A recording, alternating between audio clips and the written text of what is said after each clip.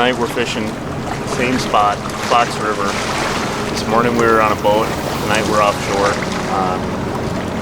It's probably the most well-known fishing spot in Wisconsin, but for good reason. There's tons of big walleyes that come up here to spawn, and we're fishing a pre-spawn bite.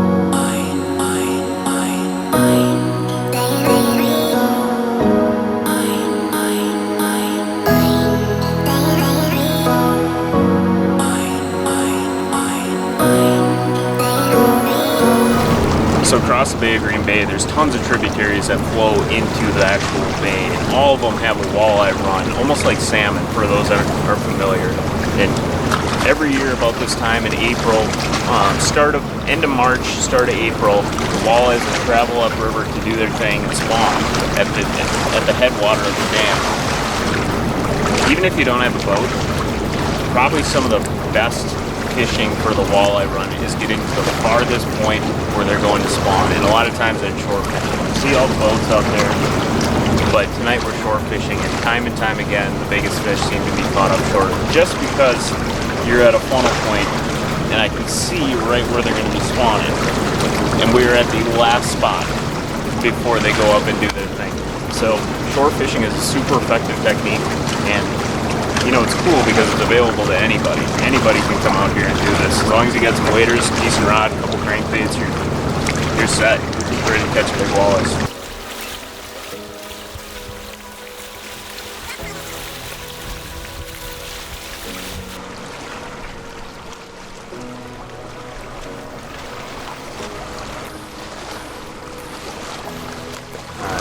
But tonight we're fishing offshore. There's nothing really fancy about this technique. You just need a 7-foot medium spinning rod will do you just fine.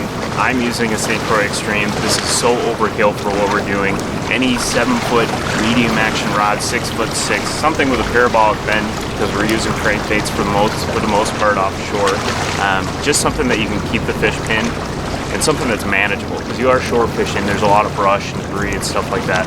Something short, 6'6", 7-foot medium action is about right. Doesn't need to be too sensitive. You'll feel the bite. Nothing too crazy. Line is something that we've played around with since I was in high school out here. We've used mono, we've used fluorocarbon, but the problem with mono and fluorocarbon is it is so snaggy on a lot of these rivers. I mean, it's jagged rock. So unless you want to donate a $50 bill to the river every night, I suggest using 20 to 30 pound braid, simply for the fact that you can get your baits out a lot easier. And the fish are going to bite regardless. Usually it doesn't matter too much. But just to keep baits in your box, try braid. It's going to help you out a lot more. Keep you less frustrated. When we're river fishing like this, it's imperative to get off of the bank a little bit. You know, it's not much, but 10 to 15 feet makes all the difference from your bait actually just dragging on the shoreline or getting in the current eddy that you need to be fishing where the fish are sitting at. So nice pair of waders. Right now these are the Sims G3s. Awesome waders. Buy what you can afford, just get out on the water. But it's really nice having waders just so you can get that extra, 10 feet off of shore to keep your bait in strike zone. Oh, what a golfer!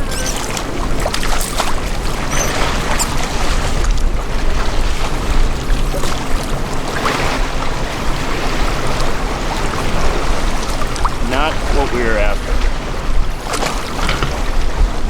One of the bad raps that people get on shore fishing from the bay is snagging, and unfortunately it happens just because there's so many fish and use some crankbaits with trebles like that. You can see I got some scales on there. But one of the ways to combat that is to slow down your presentation, not so much burn the bait in, and let those fish have a chance to see your bait and react to it, rather than just burning it across their backs. You'll catch a lot more, you'll feel better about yourself, and your buddies won't make fun of you. Well, unfortunately, this is kind of one of the results of fishing offshore. There's a lot of fish. You just try to keep them in the water as best as you can and release them to go back and do their thing. One of the fortunate evils of fishing in a place with a lot of fish. Well, we have been awake since... Well, did we go to bed last? I don't think we've gone to bed since 2 days ago now. I just had that 5-hour energy, so it should be good for another 20 minutes. Oh, you crazy cats and kittens. Here, kitty, kitty. Just goofing. New boot goofing. The walleye run is taxing.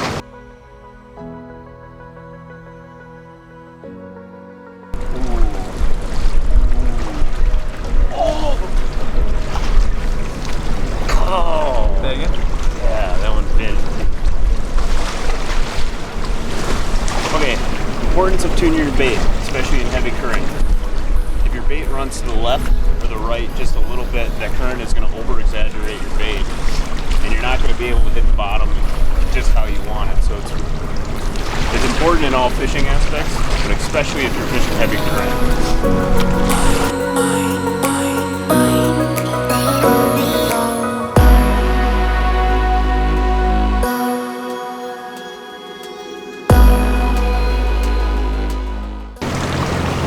How far am I casting? Well, as far as this tree that I'm sitting next to, you don't want to cast out to the middle of the current. You're just trying to keep your bait running along the seam of the current, which is usually not too far away from shore.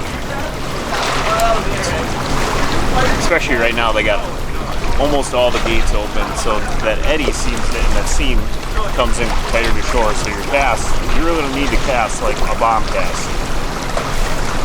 A pitch is literally all you need.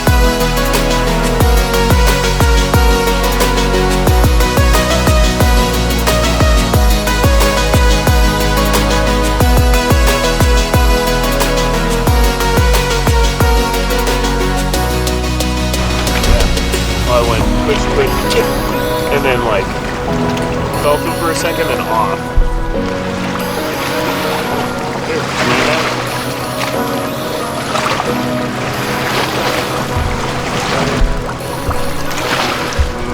I don't know. I don't think so. I don't think so, but we can always hope. Oh, yeah. It's amazing how like 10 feet can make such a big difference. Nice!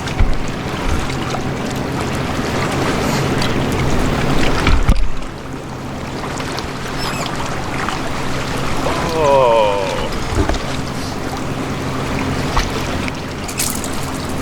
Nice! Caught one!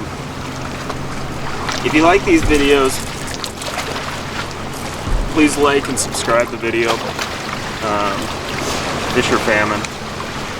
See you guys later.